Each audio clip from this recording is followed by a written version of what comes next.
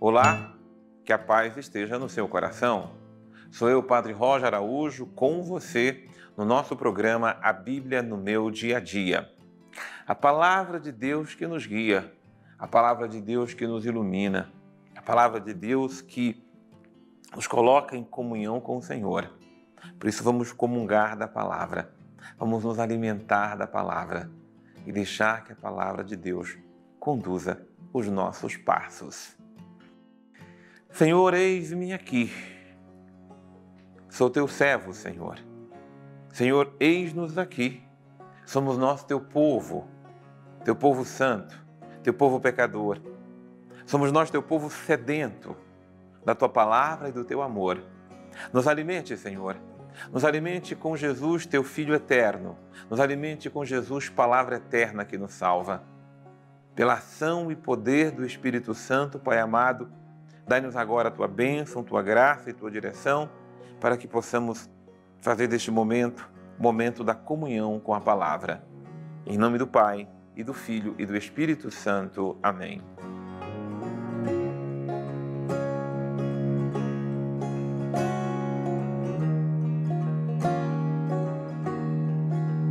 Meus irmãos e minhas irmãs, que bênção estarmos aqui na presença do Senhor nosso Deus. Porque quando estamos diante da palavra, nós estamos diante do próprio Deus que nos alimenta, que nos fala, que nos direciona por meio da sua palavra, porque só o Senhor tem palavras de vida eterna. Muito bem, nosso estudo de hoje de Lucas, capítulo 1, versículos de 46 a 56, né? Olha, aproveitemos bem esse estudo do capítulo 1, tanto o capítulo 1 como o capítulo 2, é uma exclusividade de Lucas. Só ele nos narra a infância de Jesus. Só ele nos narra esses momentos que antecedem a chegada de Jesus. Com essa intimidade que Lucas teve com a própria Virgem Maria, para nos trazer fatos tão importantes para a compreensão desse mistério. Então, Lucas 1, de 46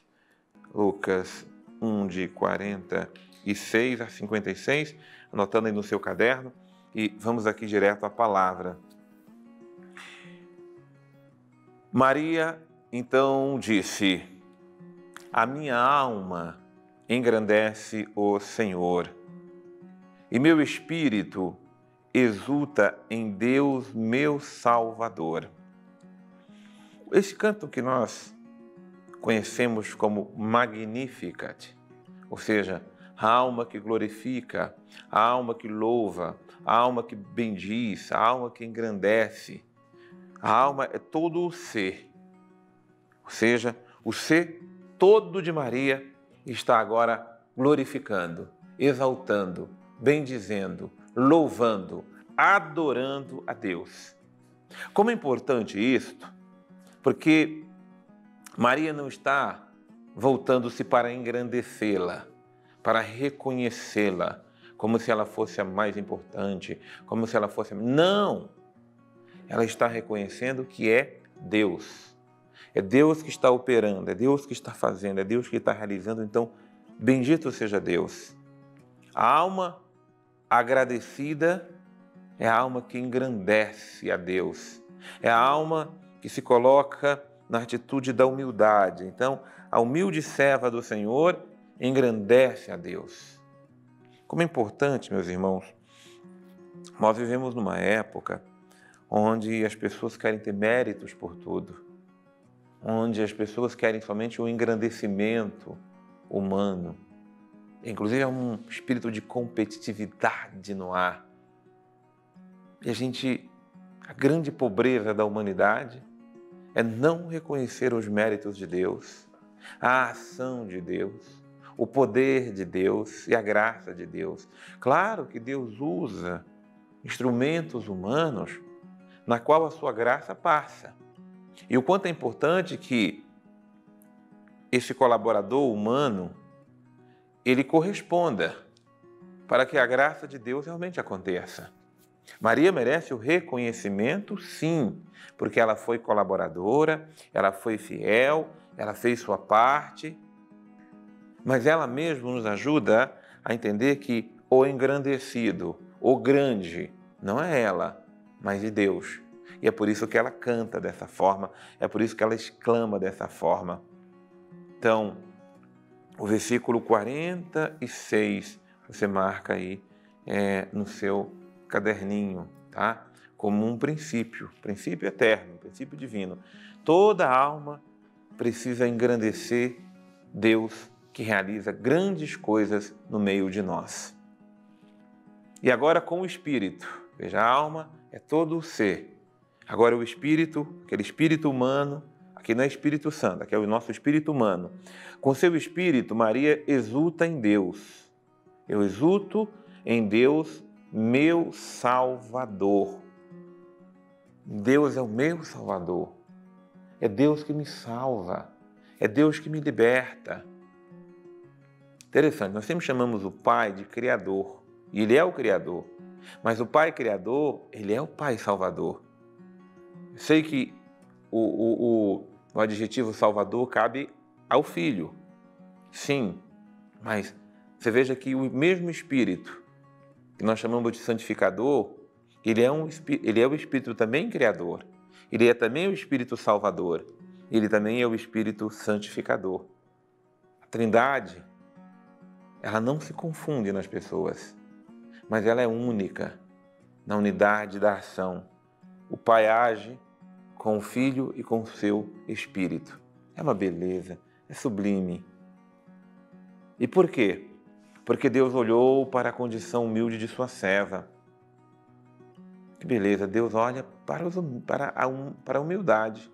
Deus não olha para os nossos méritos que nós costumamos achar que temos, nossas glórias, aquilo que nós colocamos como motivos para nos orgulharmos e até nos tornarmos soberbos. Vamos até falar sobre isso já, mas olha, por quê? Porque aqui tem uma promessa, e essa promessa ela é fundamental, que é a segunda parte do versículo 48. Aliás, mais do que uma promessa, né? E essa promessa está imbuída de um desígnio divino. Todas as gerações, desde agora, me chamarão bem-aventurada. Foi Isabel que começou. Aliás, foi Deus que começou. Foi Deus o primeiro a chamá-la de bendita. Foi Deus que, através do anjo, a chamou de cheia de graça. Foi o Espírito Santo que, na boca de Isabel, exclamou: bendita és tu entre as mulheres. Foi o Espírito Santo que, na boca de Isabel, disse: bem-aventurada aquela que acreditou.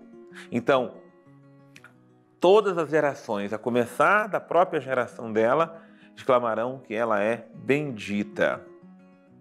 Eu, às vezes, não entendo, porque muitos cristãos, mesmo conhecendo a palavra, não reconhecem a bem-aventurada, a bendita Virgem Maria.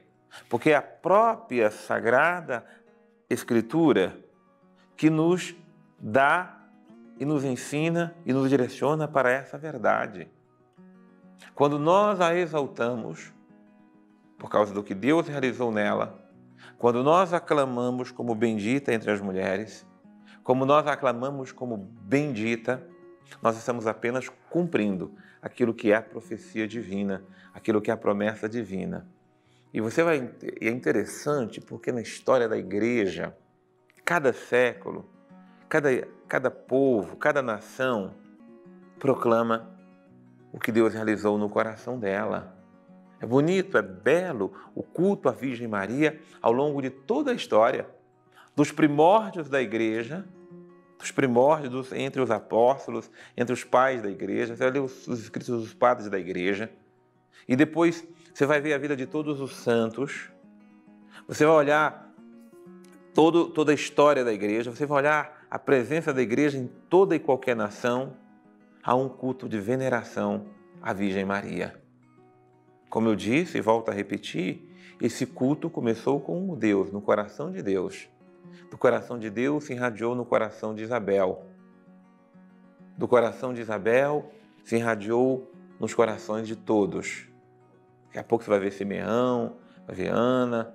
Onde ela está, ela não é aclamada por ela, mas por aquilo que Deus realizou nela. E é isso que ela está profetizando nesse cântico do Magnífica. As gerações, desde agora, me chamarão de bendita, de bem-aventurada. Eu não posso chamá-la de outra coisa, a não ser aquilo que a própria Sagrada Escrituras a chama. E por quê? Por que nós assim aclamamos? E aí o canto mesmo responde: porque o poderoso fez por mim grandes coisas. Santo é o seu nome. Então, versículo 49, princípio eterno, o poderoso que fez grandes coisas, santo é o seu nome. A sua misericórdia se estende de geração em geração sobre todos que o temem. Por quê? Porque Deus manifesta o poder do seu braço, ele dispersa ou derruba os soberbos nos seus pensamentos. Ele depõe os poderosos dos seus tronos e exalta os humildes. Versículos 51 e 52 é princípio eterno, tá, gente? Todo orgulhoso, ele cai. Deus derruba com seu sopro os soberbos, os orgulhosos, os que se engrandecem, se envaidecem. Deus exalta os corações humildes. Deus enche de bens os famintos. Isso aqui é promessa de Deus, viu? Onde tem faminto, Deus enche de bens. Os ricos serão despedidos sem nada. Sem nada os ricos serão. Depois você vai se lembrar da parábola que Lucas vai nos contar do rico e do Lázaro, né? Ela realmente nos aponta isso aí. Muito bem, meus irmãos, é uma riqueza a palavra de Deus em nosso coração, né? Vamos trazer aqui conosco, para esse momento da graça, o nosso querido Padre Antônio Xavier. Estamos hoje diante de um trecho bíblico muito conhecido, que é o canto ou o cântico de Maria, ou como falamos também, o Magnificat, né? Exatamente por essa expressão ser a primeira palavra em latim desse texto. Claro que Maria não falou em latim, ela disse isso na língua dela, em aramaico, e aqui as palavras desse canto tão bonito relembram ali 1 Samuel 2, aquele canto de Ana, que diante ali da Arca da Aliança está engrandecendo ao Senhor por ter dado a ela Samuel, aquele que foi o seu filho, embora ela fosse estéril. É muito interessante essa ligação. Isso primeiro porque nos coloca diante de que Maria não é uma mulher simples assim daquele tempo, mas ela é uma pessoa que conhece a Escritura, conhece exatamente esse canto de Ana, inclusive. Mas isso não é de se admirar, porque os pais de Maria, Joaquim e Ana, especialmente Joaquim, aqui colocamos ele em evidência, também foi sacerdote do templo. E por causa disso, Maria, que também serviu ao templo, assim narra, inclusive o protoevangelho de Tiago, que conta a história de Maria, a história de Joaquim, a história ali de Ana também, até o nascimento então de Jesus, faz questão de lembrar para a gente que Maria ficou ao serviço do templo e nisso ela acabou por ter um grande contato com a Escritura ali. E por isso, diferente de outras pessoas, Maria sabia exatamente esses versículos. Se ela sabia ler ou não, se sabia escrever ou não, nós não podemos dizer. Mas que ela lembrava isso de cor para poder rezar com isso dessa forma, apropriar-se do sentido daquelas palavras de Ana e dizer em mim também, né? Isso aconteceu de verdade com ela. Mas vejam a grande alegria que é quando ela encontra repouso e companhia ali na presença de Isabel. Pode estar tão tranquila de poder dizer que Deus é sempre revolucionário com a história. Pega aquilo que é grande e acaba diminuindo. Pega aquilo que é pequeno e acaba elevando. Não que ele eleve depois derrube, eleve depois derrube, não é isso. Mas é que para Deus o que é mais importante é aquilo que é mais simples.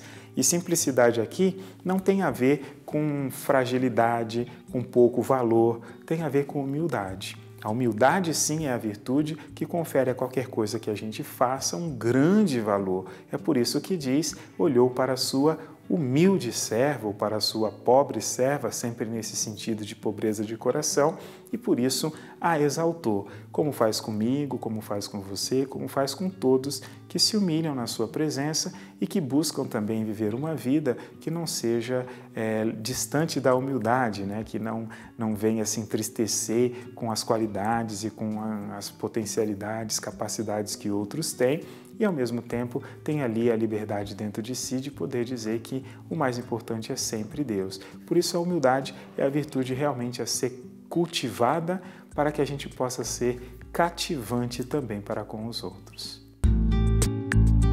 A minha alma engrandece o Senhor e meu espírito exulta em Deus, meu Salvador, porque o Senhor olhou para a humildade de sua serva e todas as gerações hão de proclamar-me bem-aventurada.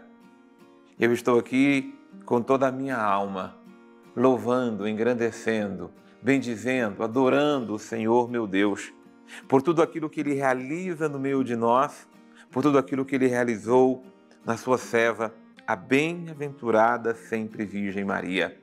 Porque Deus olhou para a sua humildade, porque Deus olhou para a sua humilde serva, porque Deus derruba os orgulhosos, os soberbos, e Deus dá a sua graça aos humildes de coração. Se eu posso te louvar e te bendizer, eu quero ao mesmo tempo suplicar, me conceda, Senhor, a bendita graça da humildade, para que eu também possa te servir de todo o meu coração, todos os dias da minha vida. Bendito seja o Senhor meu Deus, meu Salvador. Em nome do Pai, e do Filho e do Espírito Santo. Amém. Deus abençoe imensamente você com o poder da Palavra de Deus. E eu aguardo você, espero você no nosso próximo programa, A Bíblia no Meu Dia a Dia.